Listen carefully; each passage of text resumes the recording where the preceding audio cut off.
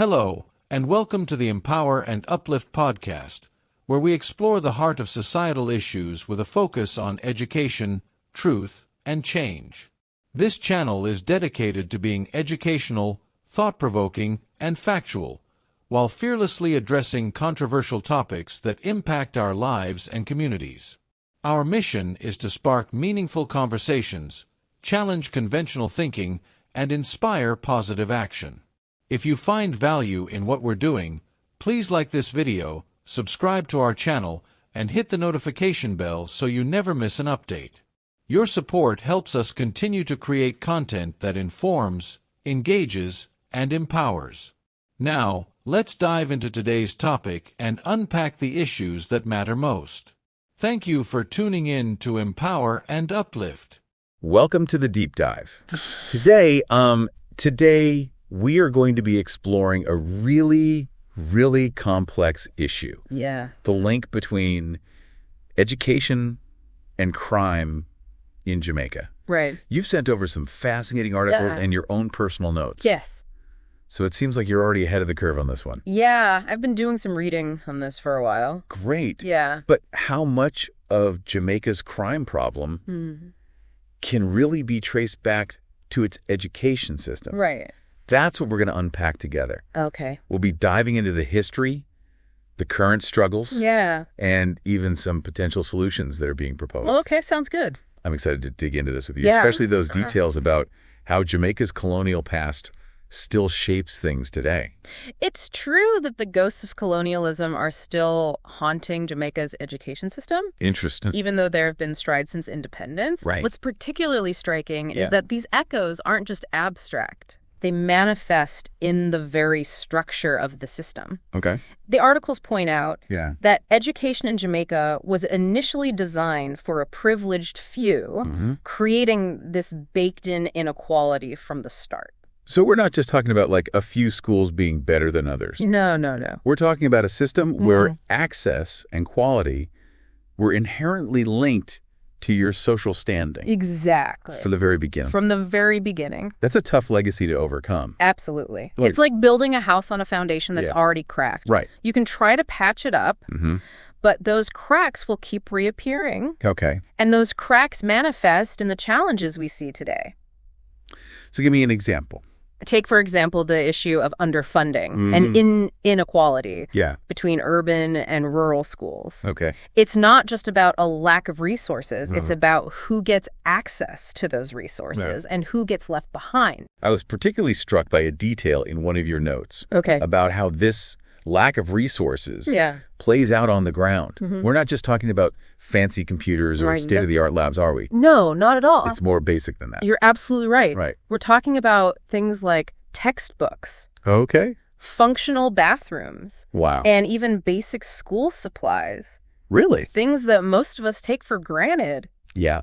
I mean, Imagine trying to learn in an environment Yeah, where yeah. the roof leaks when it rains, oh gosh. or where there aren't enough desks for all the students. Wow. It's a stark reality Yeah. for many rural schools in Jamaica. It makes you wonder Yeah. how teachers can even function in that kind of environment. It's incredibly challenging, Yeah. to say the least. Imagine. And that brings us to another major issue highlighted in the articles. Okay. The demoralization of the teaching force. Okay. It's not just about low salaries. Right. It's about the lack of respect for the profession. I have to admit, reading about the 300% salary increases Yeah. for politicians while teachers are struggling was pretty jarring. Yeah. It's a big It problem. doesn't exactly paint a picture Right. of a society that values education. That discrepancy speaks volumes, doesn't it? Yeah, it really It does. suggests that education is seen as an expense Right. rather than an investment. Okay. And that attitude has a ripple effect throughout the system, from Yeah. the morale of teachers to the quality of instruction. Speaking of quality of instruction, Yeah. several of the articles were quite critical Okay. of the current curriculum. Mm-hmm. Is it really that outdated? It's a bit of both, actually. The Yeah. curriculum is often criticized for being too focused on rote memorization Right. and not enough on critical thinking or practical skills. Yeah. But the issue goes beyond the content of the curriculum. So what else is there? It's also about the lack of resources. to implement it effectively, Right. and the limited opportunities for teachers to receive professional development and stay up to date with modern pedagogical approaches. So it's not just about throwing a new textbook at the problem. Right. It's about creating a system Yeah. where teachers are empowered and supported to deliver a quality education. Exactly. But given the challenges we've already discussed, Yeah. how does that even begin to happen? That's where things get really interesting Yeah. because we start to see the interconnectedness of these issues. All right. For example, an outdated curriculum further contributes to teacher burnout. Imagine having to teach material that, is irrelevant Yeah. to the needs of your students Yeah. or that doesn't align with your own pedagogical beliefs. Right. It's a recipe for frustration and disillusionment. And that disillusionment can lead teachers to leave the profession or even the country altogether, What? exacerbating the teacher shortage problem. Right. It's a vicious cycle. Yeah. It's hard to break. It's clear that the challenges facing Jamaica's education system are deeply intertwined. Yeah. Like threads in a tangled web. Definitely. But before we get too overwhelmed by the complexity, let's shift gears a bit Okay. and talk about some of the potential solutions that are being proposed. Okay. One that really caught my attention Yeah. was the idea of expanding vocational training. I think that's a crucial piece of the puzzle. Okay. Not every student thrives in a traditional academic setting, Right. and that's perfectly okay. Yeah. We need to create a system Uh-huh. that values different types of intelligence Okay. and different paths to success. Vocational training can provide students with practical skills Right. that translate directly into job opportunities, Okay. giving them a sense of purpose and a way to contribute to society. The articles mention some really innovative ideas. Oh, yeah. Like public-private partnerships to develop apprenticeship programs. Exactly. It seems like there's a real opportunity here Yeah. to bridge the gap between what's being taught in the classroom Yes. and what's needed in the workforce. Right. Imagine a system where students can learn a trade while also earning a living. Yeah, that would be great. It's not just about learning how to fix a car or build a house. Right. It's about developing problem-solving skills, Wow. critical thinking, and a strong work ethic. Yeah. These are skills that are transferable to any field. Absolutely. Yeah. It sounds like vocational training could be a game changer. Definitely. Not just for individual students, Right. but for the entire Jamaican economy. Yeah. Right. But let's not forget about those students who do thrive Yeah. in a traditional academic setting. Right. What about the need for a more relevant and engaging curriculum for them? That's equally important. Okay. We need to move away from rote memorization and toward a curriculum that fosters critical thinking, creativity, and collaboration. Right. A curriculum that empowers students Right. to become active learners and problem solvers. One of the articles suggested incorporating more project-based learning, Yes. where students tackle real-world problems and develop solutions. That sounds like a fantastic way to make learning come alive. Yeah, it does. Imagine students designing a sustainable farming system for their community. Wow. Or developing a marketing campaign for a local business. That's really cool. These are the kinds of experiences that make learning meaningful and relevant. Okay, we've talked about vocational training, Yeah. curriculum reform, and even teacher empowerment. Right.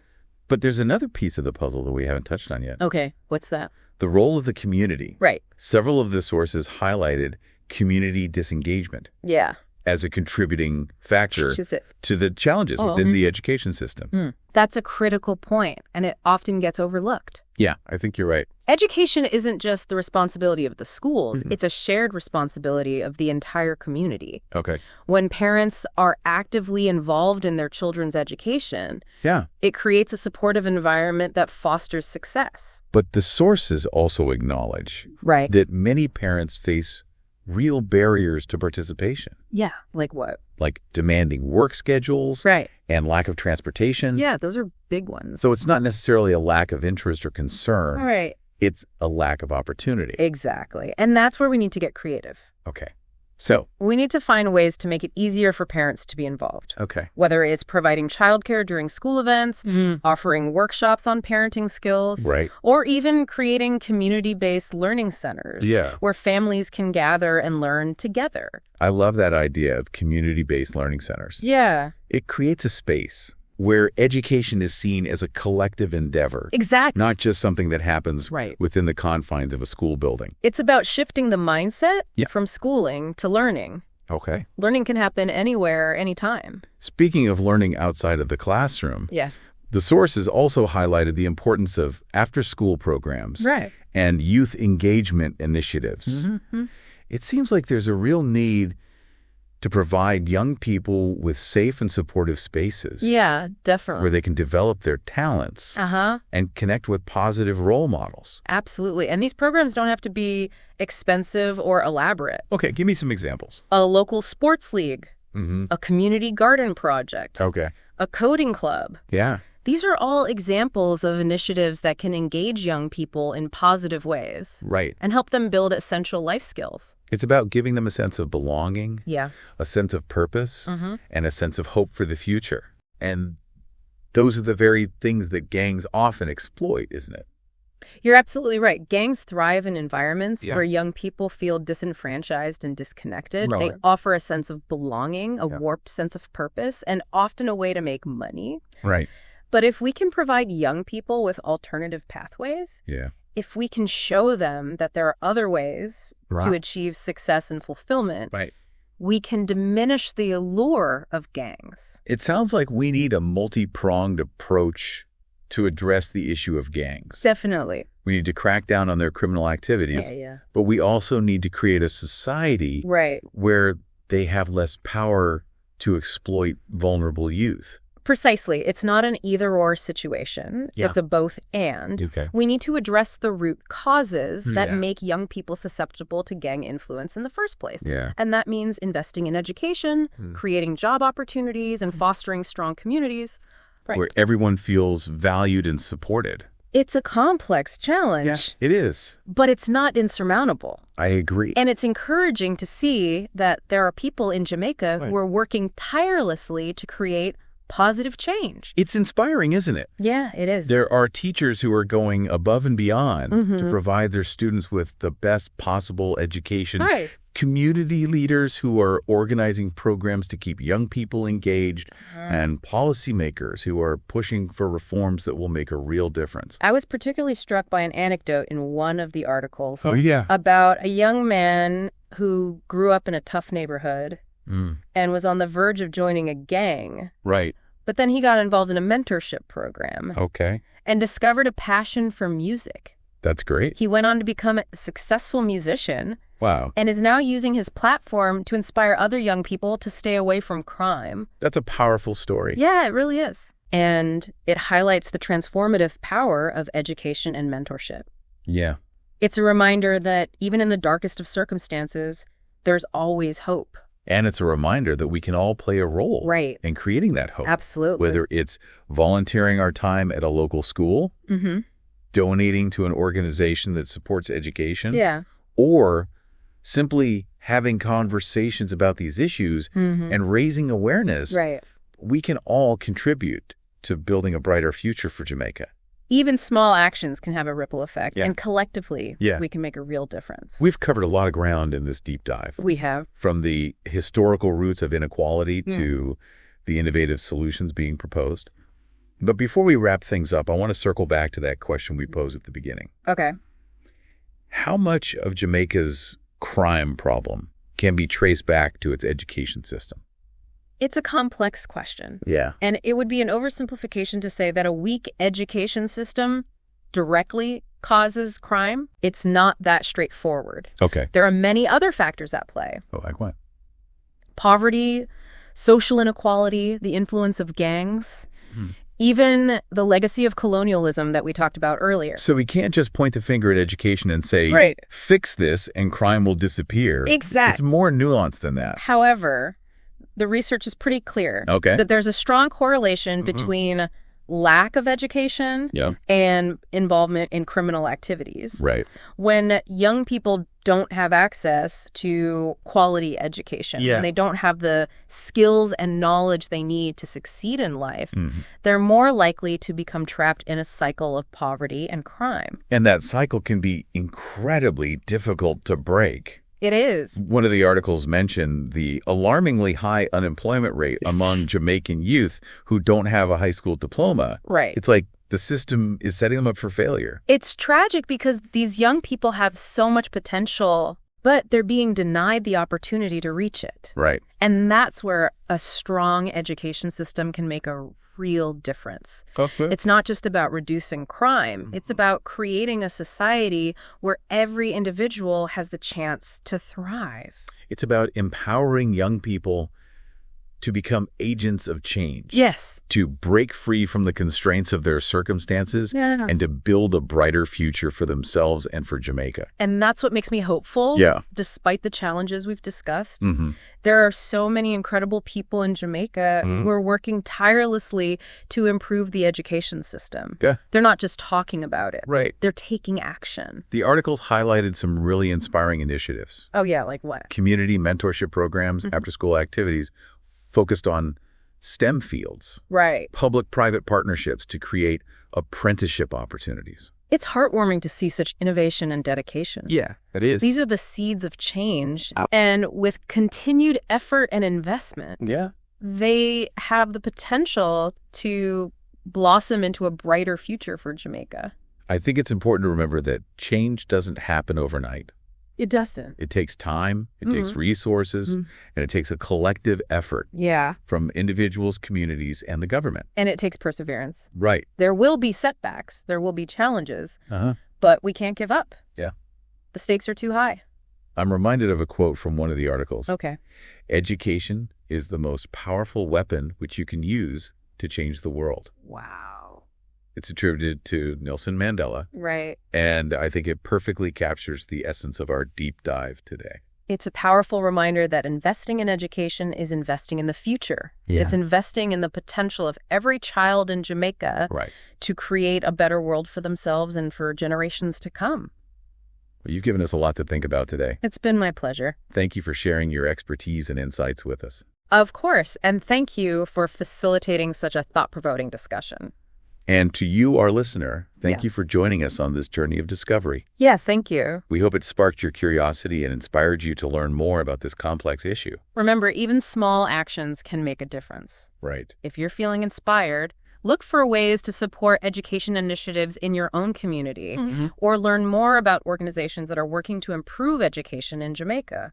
As we wrap up our deep dive, I'm left with a sense of hope. Me too. A sense that change is possible even in the face of seemingly insurmountable challenges. And I think that's the most important takeaway. Okay. Hope is the fuel that drives progress.